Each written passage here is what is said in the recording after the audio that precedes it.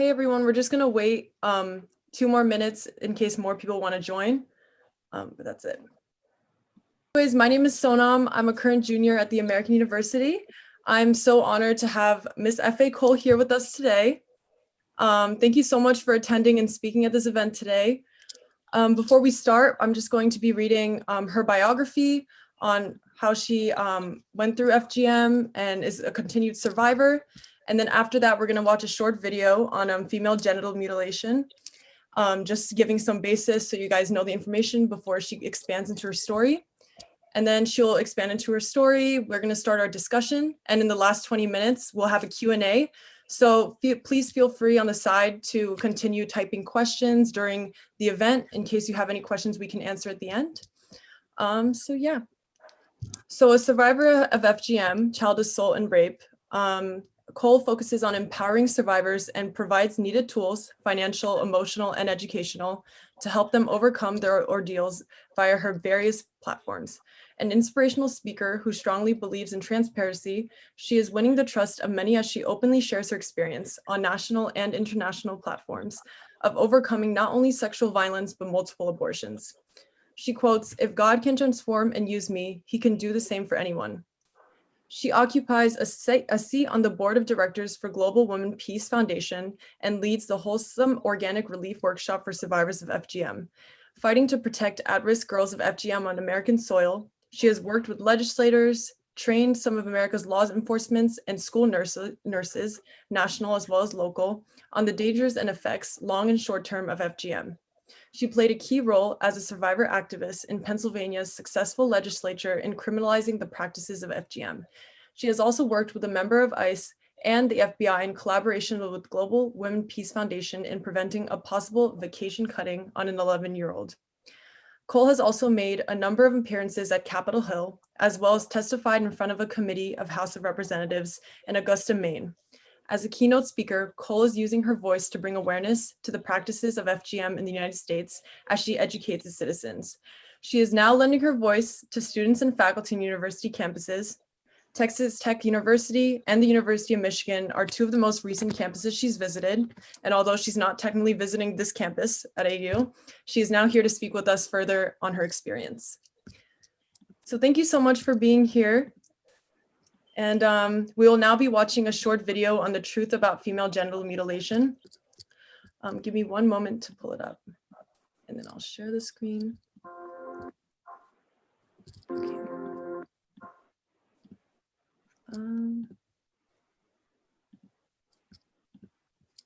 Can everyone, sorry, not everyone's here. Can you see it? Yes, okay. Yes. So I'll just be pulling it up.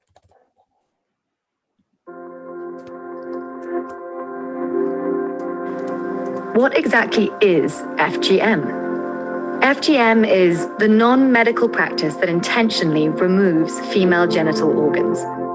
Often, girls are cut when they are still very young, in some cases under the age of 5.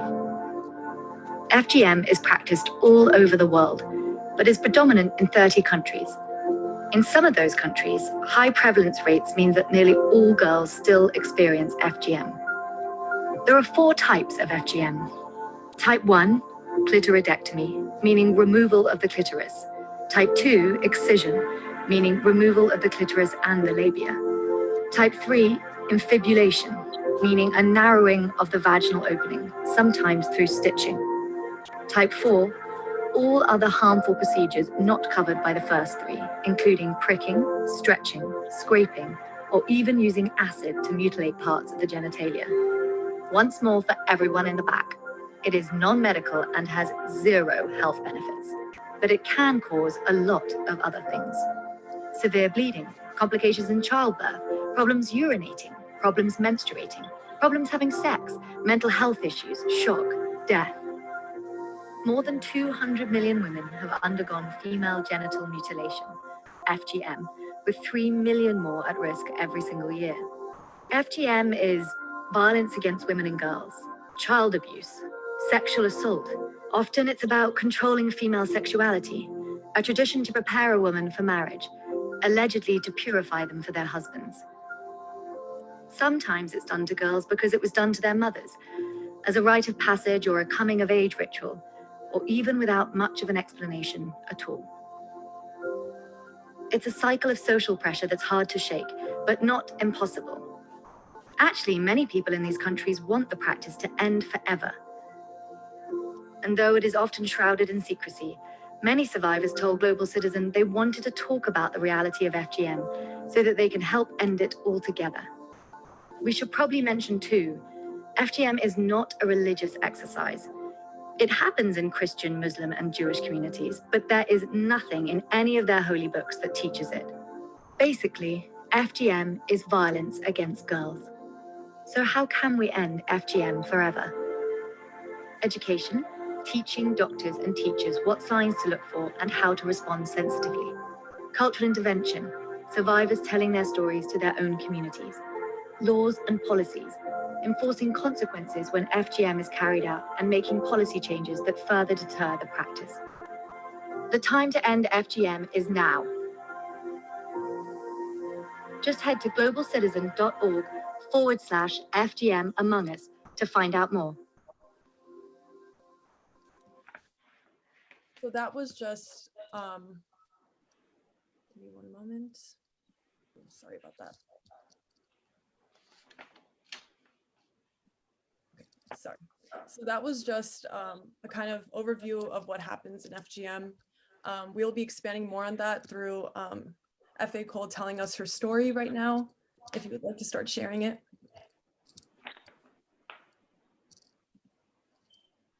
Oh, can you hear me? Mm-hmm. Okay, yeah, so we were just wondering if you could share your story on how you endured FGM and how you continue. All right, so I just want to say thank you for having me, and I never shy away from the opportunity of talking about my story.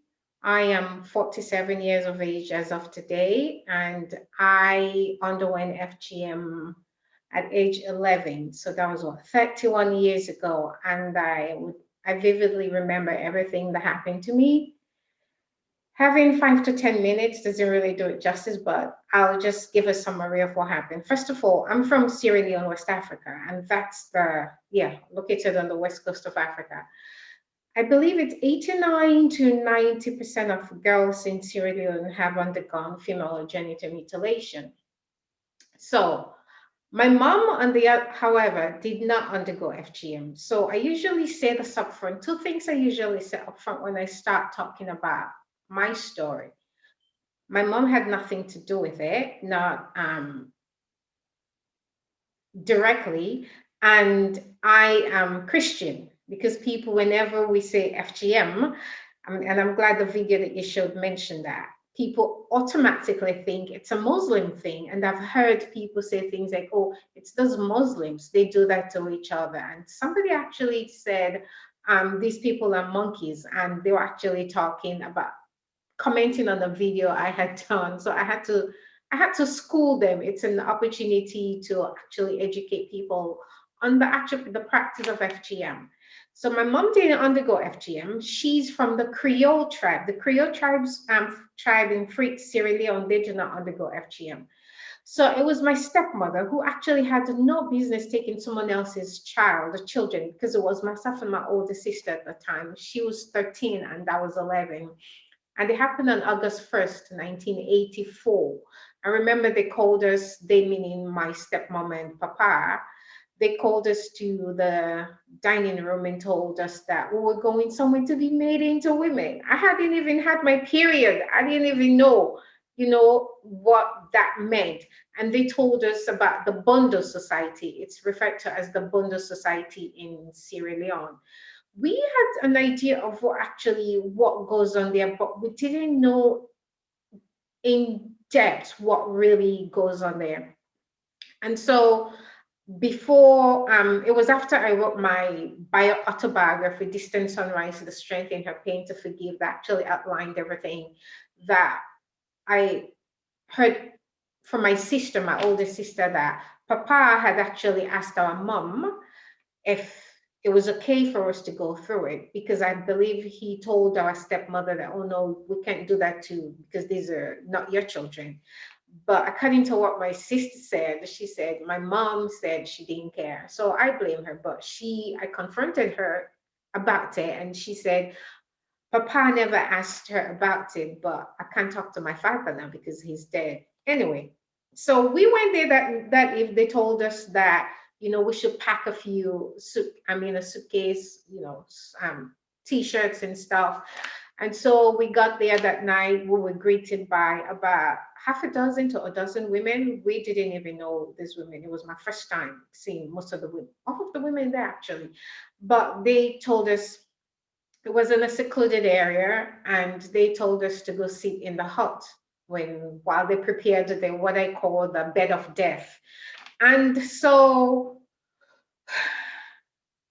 they came back for us. They had been drinking, because they do a lot of drinking, and it's not free. It's a money-making industry. And that's why in some countries where it's practiced, it's so hard to eradicate, because this is their livelihood. This is how these women take care of their children, their family. The money they get from cutting these girls is what they use to support themselves and their children.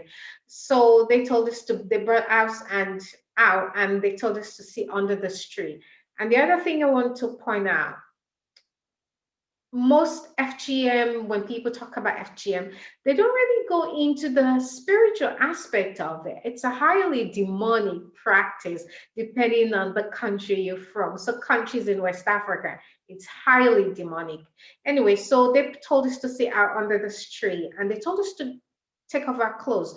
Nobody actually told us what was going to happen to us. They just told us that, we were going to be made into women. What does that mean? No one told us anything. And that they said that they were going to teach us about motherhood, womanhood, how to take care of the home, your children. I was still a child myself, and how to take care of your husband and all that. And keep in mind, none of that happened when we were there. None of that happened. So they came and they took my sister first, and they told me not to look back. They took her away. They were shouting and screaming. And I realized why they were screaming and shouting, because when they amputate your clitoris, just keep in mind, no anesthesia, nothing like that. You cry. You're a child. It's pain. It's indescribable. The pain, it's a pain that it shoots up your spine into your skull, and then back down your spine to the bottom, the soles of your feet. It's worse than contraction pains, and I've had a child. So when they brought my sister back, I looked at her and she was crying. And so they told me it was my turn. And the first thing they did was they blindfolded me and they tied my hands behind my back. So if this was a good thing, first of all, why would you blindfold me? Why wouldn't you want me to see who was actually going to do what they were about to do to me? And so they led me and they put me on the ground, and they were screaming and yelling. And I don't know if it was 2 or 4 women, but they spread my legs and they held my legs apart.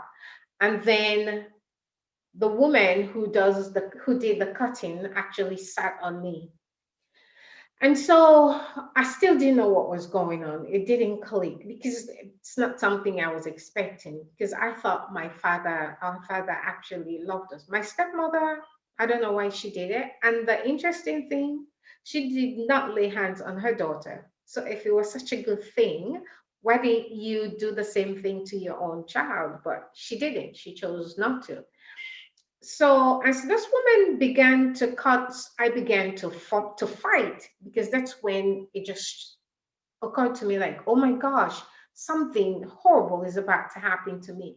So I started to wriggle and fight, and more women came in and joined to pin me down. And I don't know what got into me, but the little strength I had left in me, I just pulled myself forward and I beat her bum. And that's how I knew she was naked. She was naked while she sat on top of me. And then after that, I was gagged afterwards, and they continued to scream, and she just massacred my vagina. So afterwards, they pulled me up and they tried to lead me back to sit under the tree. But I looked down and I was covered in blood. And I think that's where my blood phobia started. I'm not sure. But I was covered in blood, and they took us and we sat underneath the tree. And to this day, nobody told us why they did that. They didn't teach us anything about womanhood or motherhood, nothing. And for me, I felt betrayed as a child because I thought my father loved us. So why would he allow something like that to happen? I don't know. But from what I gathered from my sister, he later regretted it because the lady who was the nanny at the house, when she died, she has a daughter that stayed with my father and my other siblings. And I believe her grandmother came to take her to have the same thing done to her. And my father prevented it from happening to her, but he didn't prevent it from happening to his own children. And I felt hurt.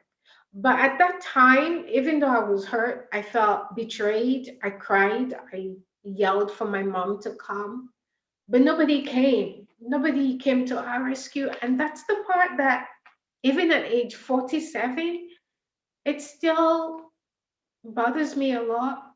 You know, a child crying for help and nobody was there.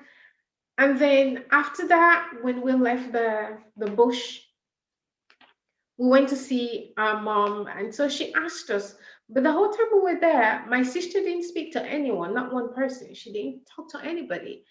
Me, on the other hand, I spoke to them, the women, but we just didn't know who did the cutting because we were blindfolded.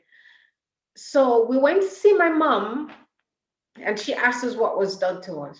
It's not a secret. Everybody knows what they do there, but we didn't. And so my sister didn't say anything, but I told her, I'm like, then cut with thing. That's grateful. You know, they cut off my thing. That's the only way I could describe it.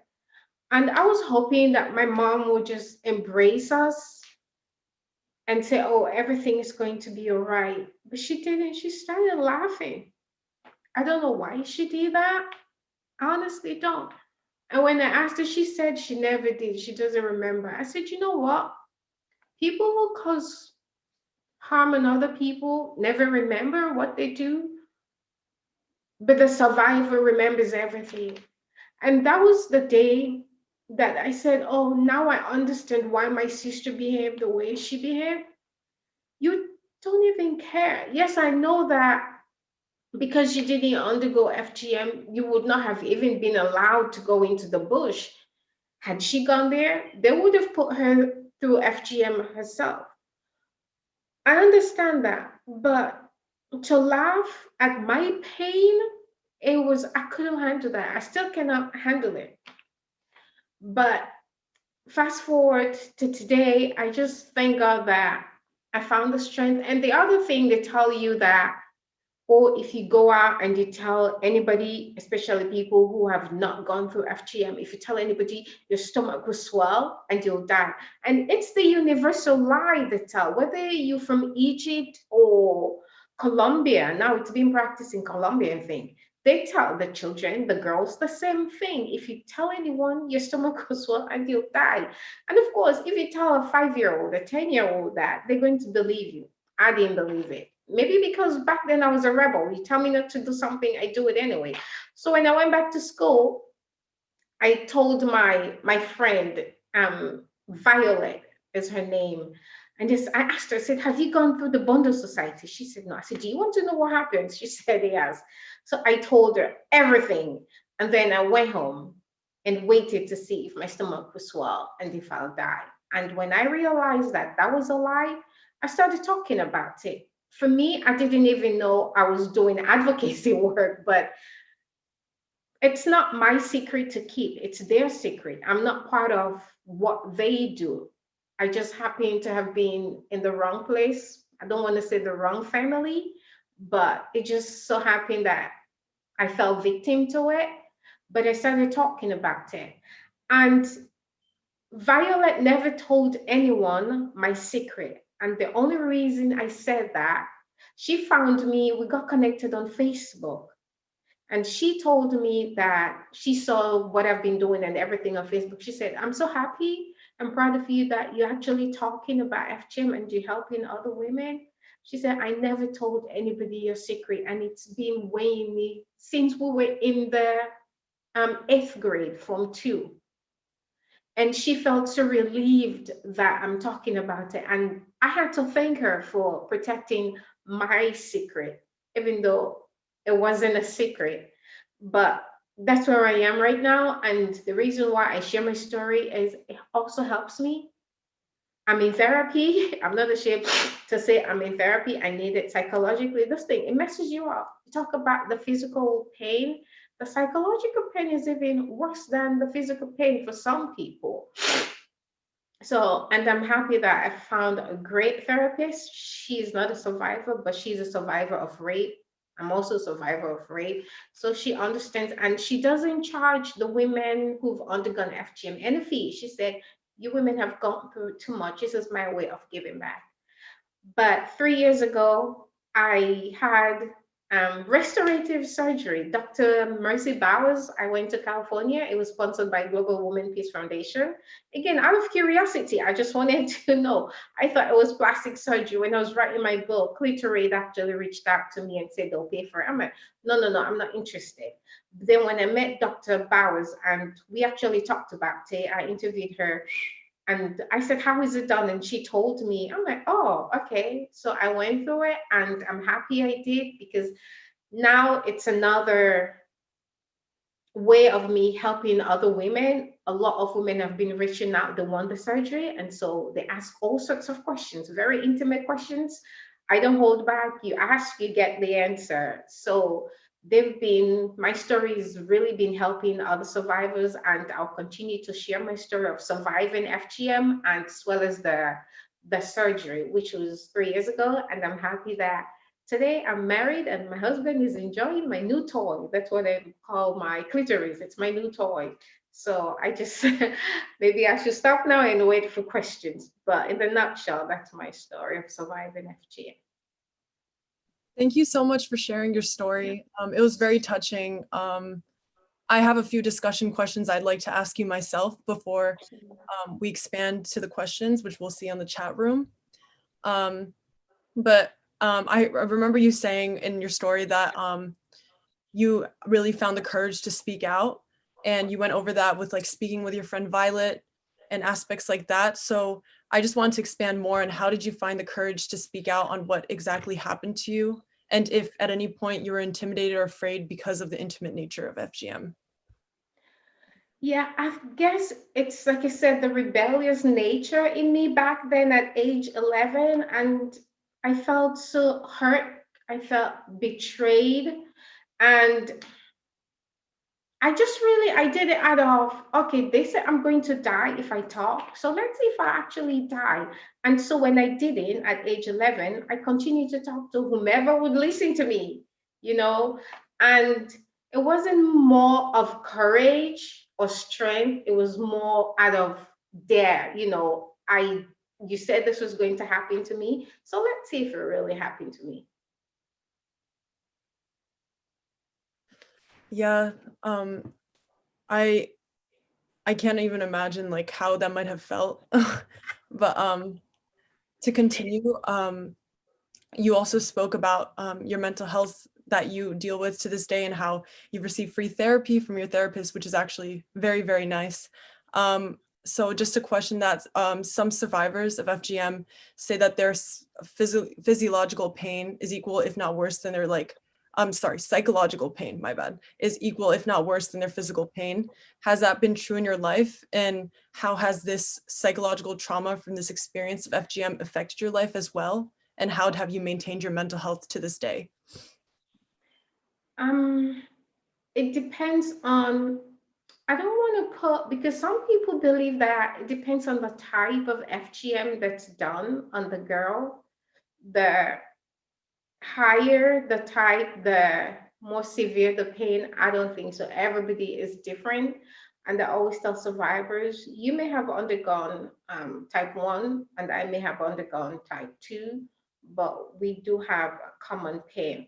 And that's the thing with my story. I thought it was type 1 that I underwent. where they just removed the clitoris. They also removed the hood. It was when I went to Dr. Bowles for my pre-op, that's when she said, for instance, I've got bad news for you. I'm like, what is it? She said, it wasn't type 1 that was done. It was actually type 2. So they removed the clitoris, the hood, and the inner lips, the labia minora. And I got betrayed, I got hurt, and I got so angry all over again. I couldn't believe it because I used to plan. That's how messed up I really was as I got older. I used to sit there and just plan on how to kill these women, including my dad. All the women who did that to me, when they had a war back in Sierra Leone, I used to pray that the rebels would capture these women and torture them and set them on fire. That's how disturbed I was. That's how much pain I was in. But I also thank God for bringing me to the United States.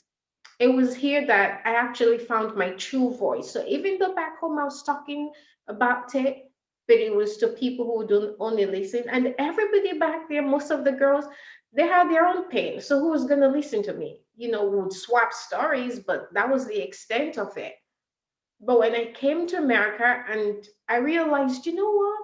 Let me try. And the reason why I started talking about it in this country, in school, I attended Marymount of Fordham University in upstate Tarrytown, New York. We had one day where speakers came from all walks of life, and one of the topic was female circumcision. That's what they called it. I'm like, oh, I'm going to sign up for that one. And so I went in, sat down, and the woman started to talk. But some of what she was saying wasn't true. So I raised my hand and I said, oh, I'm a survivor. And she said, it's like she was relieved. She said, would you like to talk? And I took over her session. And I left that room feeling so empowered because these students were asking all sorts of questions that she didn't even have answers to, but I knew the answers because I survived it. And it was that day I swore that, you know what, this is the United States of America. I am going to talk. I'm going to make sure that people hear my voice, because back home, I may, you know, be ambushed, something may happen because they frown on people who actually talk about it. And I've been told that if I go home and talk about FGM, they'll stone me to death. It hasn't happened yet. I go there every year and talk to survivors. But it was here in the United States that I actually found my true voice. And after seeing the effect it had on people who had not undergone FGM, who have never even heard about it, I said, yeah, people need to know, because there's so many, what's the word? I can't even think about the word. Things that have been stereotypical things will also blame the victim. Or why would you allow that to happen to you? Excuse me, I was 11, and do you know how most African parents are? You do what they say you do. And nobody actually even told us that that's what was going to happen to us. So yeah, I'm so glad that my therapy, I was at the DOJ, we had a round table, and that was one of the speakers. And that's when I said, after I spoke, I said, look, I'm looking for a therapist. So if anybody knows someone, this girl needs help. And it was at that meeting that I got connected with my therapist, Joanna, who's really, really great. And I just wish that more survivors will go for it, but with the mentality of some of the survivors, especially from the countries in Africa, they think somebody who sees a shrink is crazy. Yes, you are crazy. Because if you are thinking about harming the people who did that to you, something is wrong and it needs to be addressed. We're ashamed to talk about what happened to us because people blame us. Doctors have made fun of women that I know who are survivors, even myself. The last thing we want to hear somebody say to us when we're laying on your examination bed is to say something like, oh, I see something is wrong with your anatomy. I know that. You don't have to say it out loud. If you want to ask, ask. If you're curious, But just saying it that way, it's like I'm being mutilated all over again. And that's why whenever the opportunity arises to train these doctors, I go for it. I don't care about the money. But we need to know how to address these women. We have to be sensitive to their pain. And that's what most people lack, sensitivity. We are not sensitive to the pains of the survivors who automatically blame them or blame their religion. My father was a devout Catholic, but he still allowed that to happen to me. I'm sorry. No, don't worry about it. Take your time. Of course, don't worry about it. I'm sorry. I went off. I think I went off. I don't know if I answered your question, but No, you did. You did. If you need a break to get a tissue or anything, you could totally do that. oh, I'm okay. So going off what you said, of course, you spoke about how you took a class on female circumcision and how you heard a lot of sort of wrong knowledge spoken by your professor, for example. I was just wondering in this case, because I understand that there are a lot of common myths used to justify FGM, if you could disprove some of these common myths or like expand more on them, because I understand even speaking to males I know, like around here when I was planning this event, that there are a lot of misconceptions about how male circumcision is in relation to female genital mutilation, which is obviously just very surprising, but I would love if you could expand more on these common myths. Yeah, some of the things that I've heard, depending on the country, they say things like, oh, it's like the video they mentioned purity. So you telling me having a clitoris makes me unpure. So that's one. Some other cultures say they do it to drive away demonic spirit from the girls. Some other culture, it's to prepare them for marriage. But in my case, they told us, my stepmother told us it was a rite of passage into womanhood. What has me having a clitoris got to do, or not having a clitoris got to do with womanhood? I still don't know. They say, like, for example, in my country, that women who did not undergo FGM are always horny, that they nymphomaniacs, and they dirty. They always itch. Of course, you're gonna itch if you don't take care of yourself. But it has nothing to do with not having a clitoris or having a clitoris. So those are some of the things. And when I go home, I ask the girls this question. And most of them actually believe nobody, I've not met any of the girls that knew that there are different types of FGM. I didn't know that, not until I started my research here in the United States. People say, oh, the clitoris is like a penis. When the woman is aroused, it increases in size, and therefore you cannot be a woman and have that and be with a man. So it's like two penises. Oh my God, people really say this, but I don't blame them. That's why education is key. We need to educate our people. For me, I can go there and talk to them. I'm not just going to go there and call them names, because we have to, whatever we do, it has to be done with love and respect. Because if I want them to listen to me, I have to show them that, oh, I'm there. I'm not pointing fingers. I'm not blaming you. You did it because it was done to you. And so you thought it was the right thing. But I've never met any woman, I'm yet to meet a woman who went through FGM and allowed her daughter to go through FGM, who would say they enjoy sex the way God intended. But that's all they know. But I've also met women who were not virgins when they underwent FGM, and they know the difference. And they, to this day, have not forgiven their family for putting them through FGM. So people say things like, well, FGM is just like male circumcision. If you're advocating for women and girls who've undergone FGM, why not? I'm like, look, there's nothing wrong with my clitoris. It's a healthy organ. God created me with it for a purpose. You are not having your penis chopped up in two. You are not having your nuts removed, right? When boys go through circumcision, they're removing the foreskin.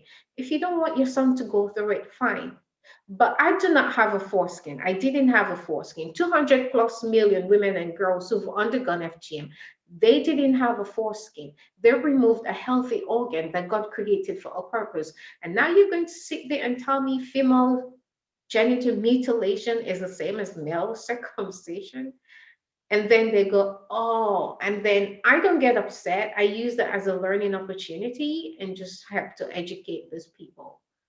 I don't know if I answered all your questions, but those are some of the myths that I've heard. Oh, it's to drive away demonic spirits. But the main reason they do FGM, the main reason FGM is performed is to control a woman's sexuality. Because for me, they say a woman who's undergone FGM is not promiscuous. In my case, it was the opposite. In the case of most of the other women with whom I've spoken, the opposite. Because without a clitoris and you do not enjoy sex, you think that something is wrong with the person you're with. And then you go from one man to the other looking for satisfaction, not knowing that it's because of what was done to you. So it actually does the opposite of what they're trying to not do. If only they knew that, maybe they would stop. No, yes, I'm sorry, I almost interrupted because I didn't know you were continuing to go, but yes, you answered all my questions in that aspect. I really wanted to hear your opinion about the common myth of male circumcision in comparison with female genital mutilation, which you answered really well. I think also, which you did expand on, that like the foreskin is usually like taken out because of health reasons, like medical reasons, whereas, which as you said, like FGM is done solely for the male's wants in some ways.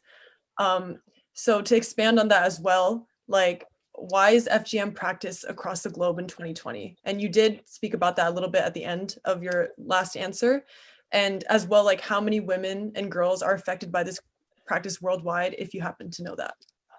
Yeah, I believe according to the World Health Organization, it is 200 million women. I believe it's more than that. Because what about the remote places, remote villages where there are no doctors? How are you going to count those girls and women who've actually undergone FGM? I believe it's more than that. And how about the ones who died? Because there's so many girls who die while being cut, they bleed to death. And that's the other thing. When that happens in those bushes, when you see me closing my eyes, I usually get panic attacks. They are trigger words. So me closing my eyes is just a way of dealing with the panic attack. And that's one of the things that my therapist shared with me. You have girls who've died in those bushes, and when they do, they label them as witches. They say, well, nobody should die. If you're not a witch, you won't die. But if you die, it's because you're a witch. Forgetting, not even knowing that, because something went wrong while they were being cut and they bled to death. So who's counting those girls? Because they just leave them in the bushes, they bury them in the bushes. That's it. So I believe it's way, way more than 200 million women. And even here in the States, the last time I checked, it was 500,000 have either undergone FGM or are at risk of undergoing FGM because of the communities, the countries where they're from, practicing countries. That's how they came up with that number. Wow. I definitely agree with you that there's definitely so many unwritten like people that have undergone it, especially in those remote communities that you've spoken about. That's, I don't know, that was very sad to hear, like likewise, that occurs so prevalently around the globe, even in the US. And in this case, for American university students in Washington, DC, there's no laws that go against FGM. And it's just very surprising that in a country that's considered so evolved that like things like that are still available in practice. So in this case, what are the ways that you think that we can protect women and girls from this abuse? The best thing to do, like what you're doing now, is start the conversation. FGM is a very uncomfortable topic, even for survivors. It's very uncomfortable. Me, I don't care. I can talk about my vagina. Like I always say, my vagina took me to Paris because maybe if I hadn't undergone FGM, I wouldn't have gone to Paris when I went, because I went to see Dr. Foldis, who's one of the pioneers of the surgery. So somebody paid. I went to Paris. I enjoyed myself. So just so that he can look at my vagina, because I had some complications after my surgery.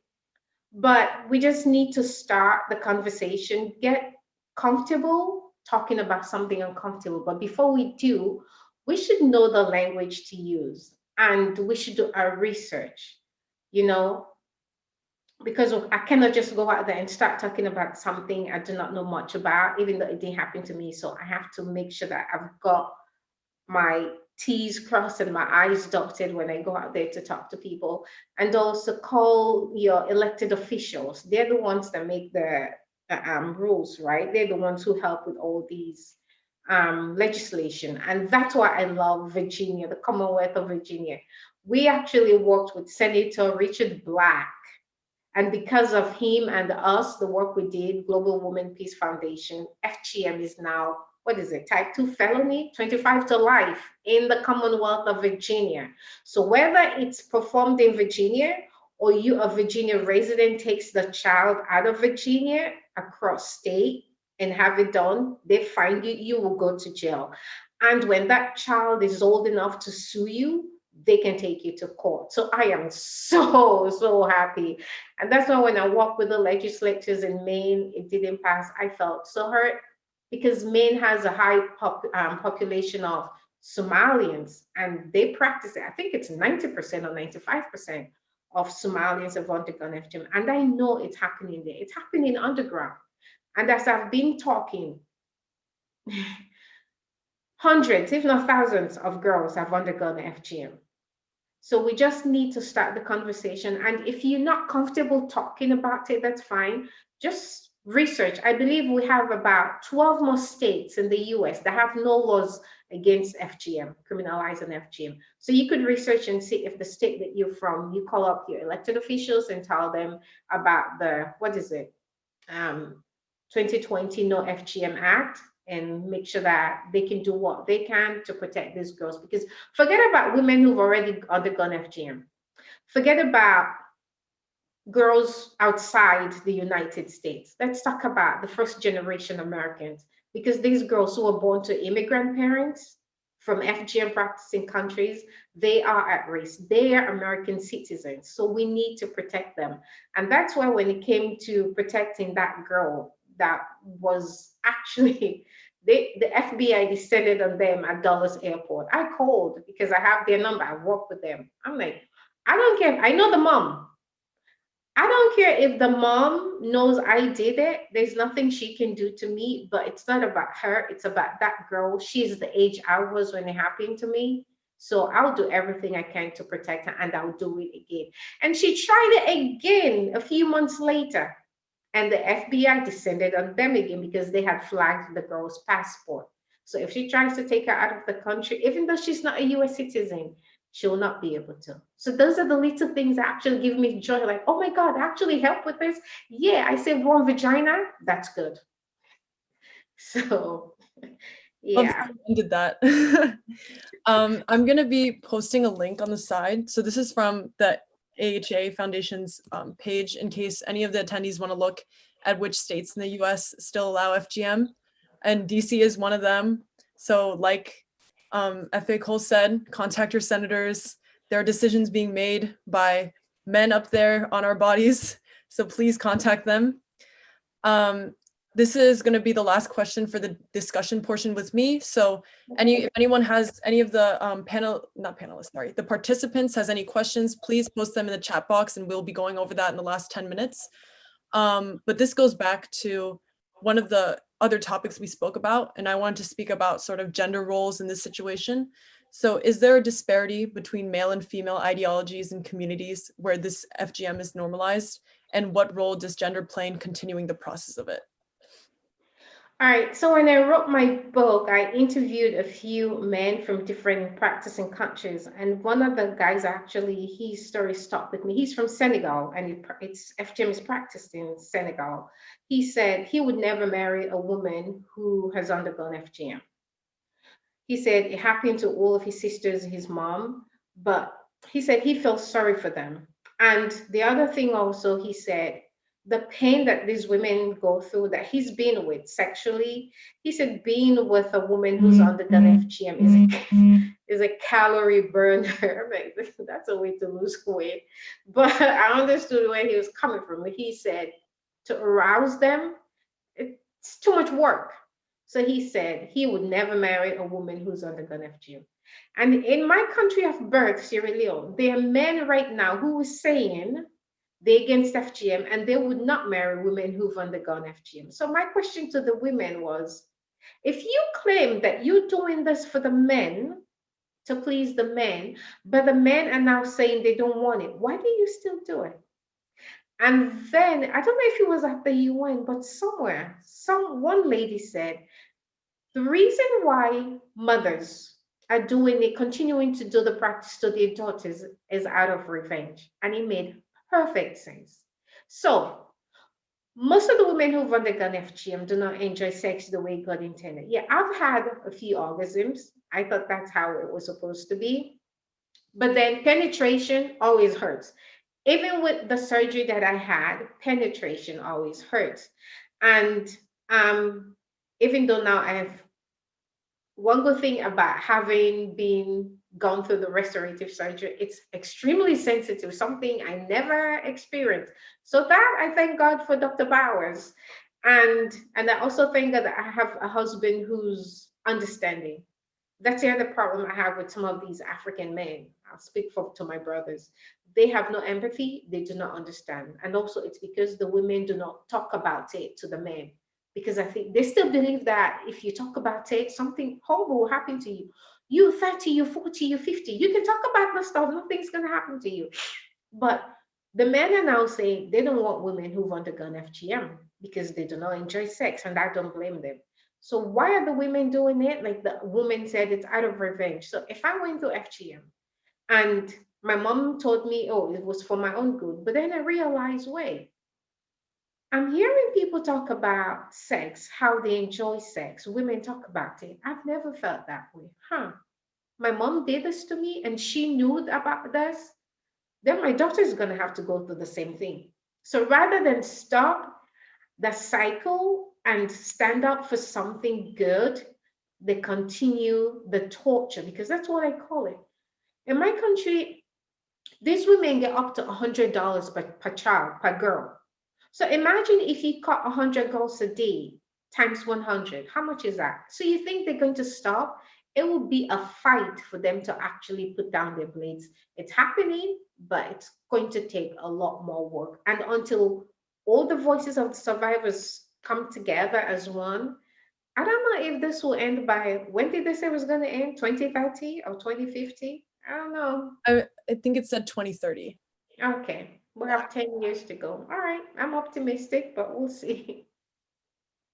Thank you so much for answering my questions. I understand some things are a little hard, and I really admire you for continuing to work through it and put your voice out. And this is literally amazing, and I'm so honored to be in your presence right now. So thank you so much. Thank you.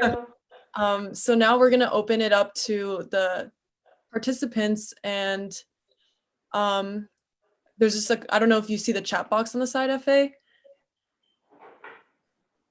but some people have written some things for you, but there's one question so far from Sol Durrani, and he said, have any legal repercussions been taken against the people who did this to you? I'm sorry. In my country, I don't even know if they're still alive. No, nothing. They do not do anything to these women. Oh, yeah, I see it. No, not that I know of. And I'm sure they're all dead. No, nothing has happened to them. No. There's no law against FGM in Sierra Leone. They say there is, but I don't know. It's not. No, nothing. Okay. But I wish they were alive so I could see them. But even if they were alive, I wouldn't know them because I was blindfolded. So it defeats the purpose of me even trying to have a face-to-face talk with them. And that's for my mom, my stepmom. There's no relationship there. But she's in the US though. She's here. Just letting you know your video is off in case you don't know, but if you want your video off, that's totally Oh, fine.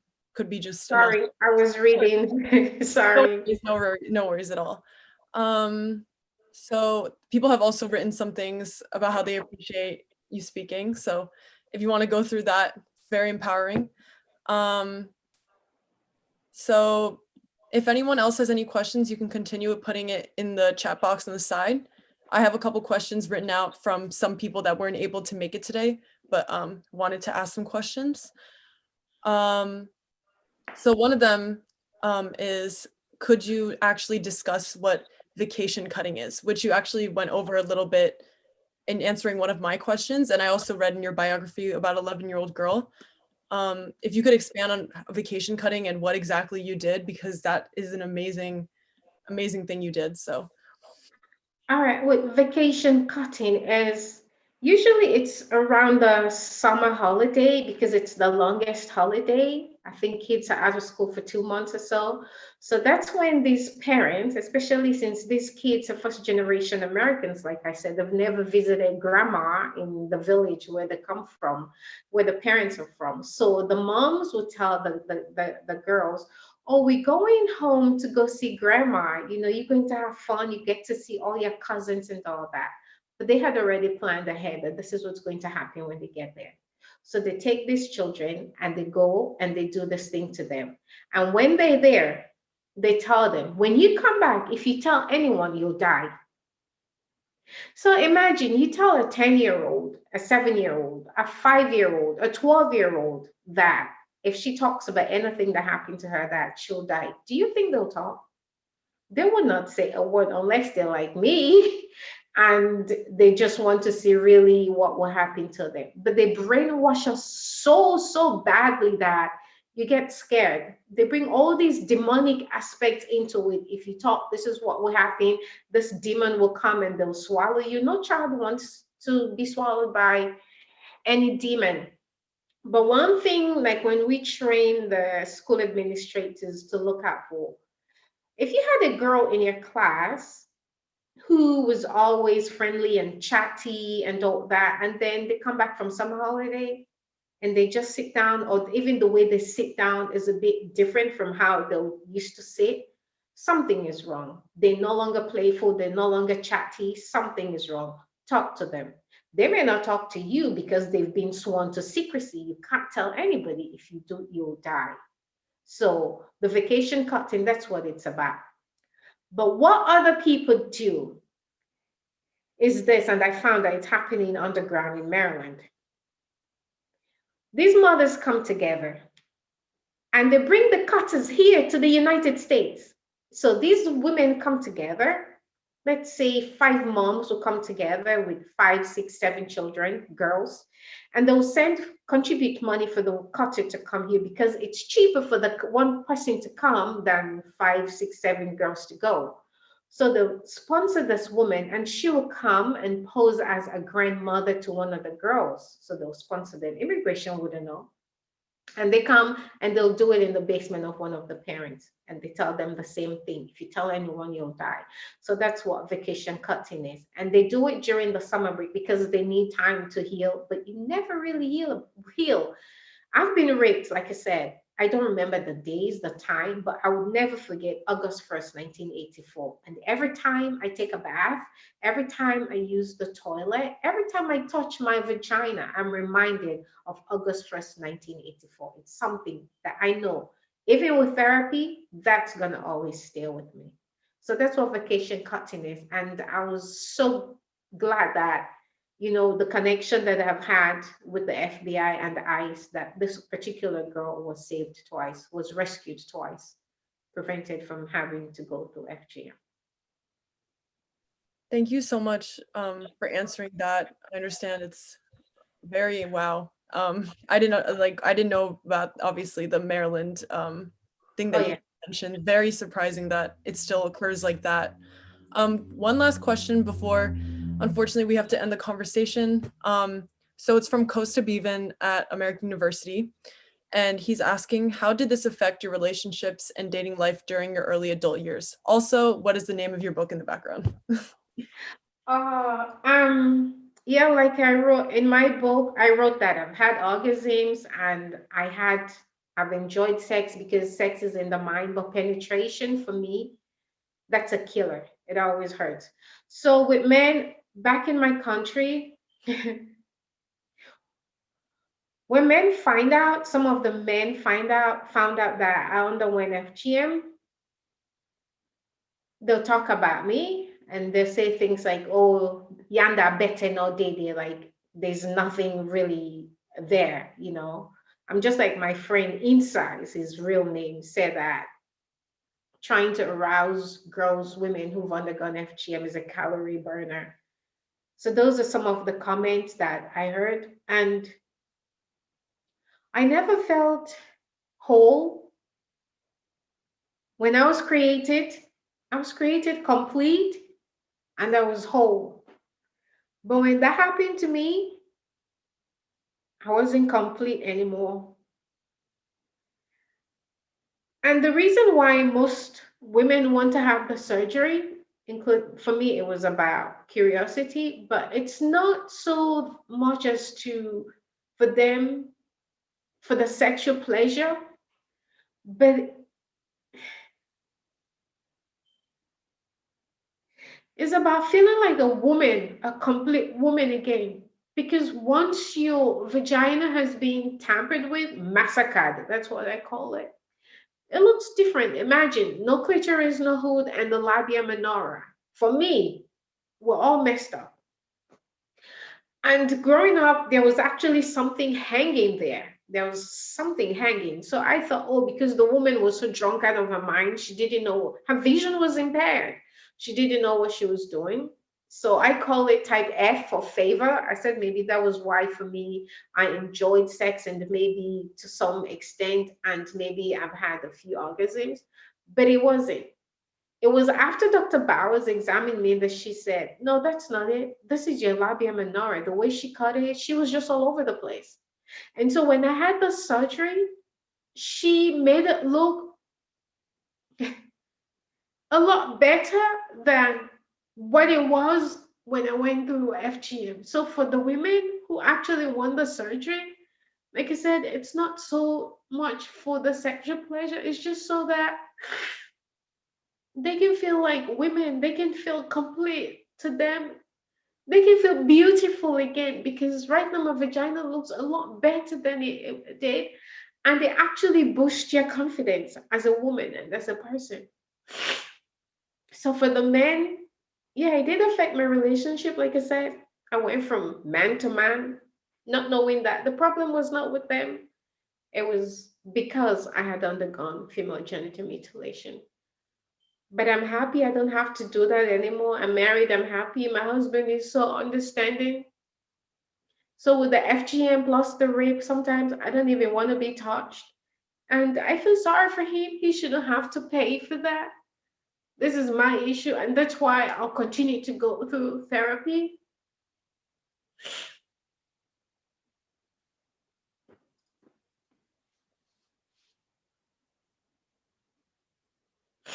But I thank God that I'm not where I used to be. Every day takes me closer to being the person I was created to be. I'm so sorry.